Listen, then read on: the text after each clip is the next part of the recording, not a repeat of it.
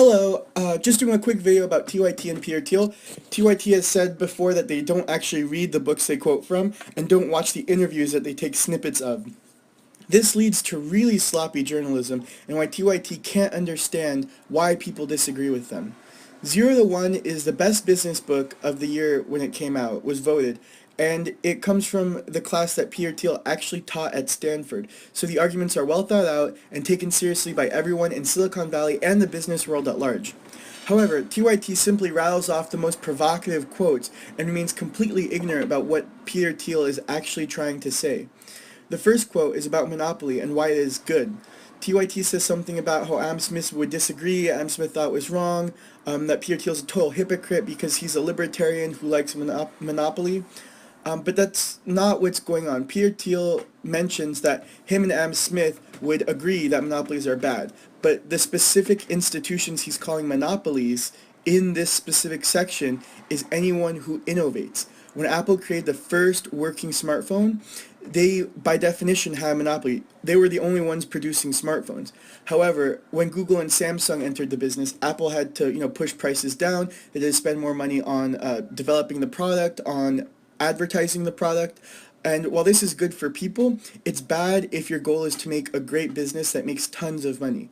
The takeaway here is that if you want to make money and invest in something great, you need to innovate and make better technology that does not currently exist. That this is the only way to make money in a capitalist system and to improve the lives of everyone around you. Most people don't think this is a controversial quote. Basically, everyone agrees that inventing something new that everyone loves that will improve everyone's life, yeah, that will make you a lot of money.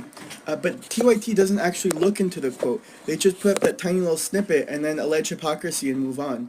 The only other thing I want to talk about is how TYT butchers this quote of Thiel's, saying that freedom and democracy are not compatible. This idea actually goes back for literally millennia, where you have Socrates talking about it.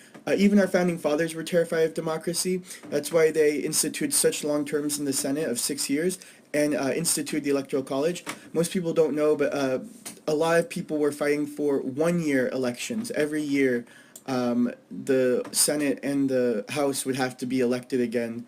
But that was seen as too democratic and too unstable. Basically, the problem with democracy is that people always vote to give themselves more money, and this leads to a severe tyranny over minorities. This is why it is generally seen as a bad form of government by major philosophers and even Enlightenment figures. Thiel's insight into this equation is that when you combine capitalism with democracy, you can still give people the money that they vote for, but you don't have to take it away from other people. You can actually create new wealth through economic growth and then divvy up that new wealth between everyone else in the economy. The only problem is that for the last 2 generations, growth has been really sluggish in the Western world.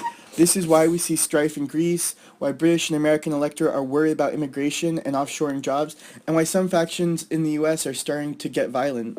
Basically, if you had really strong economic growth that we saw from 1800 to 1950, there would be a way to satisfy everyone because, well, there'd be more jobs than anyone could ever take.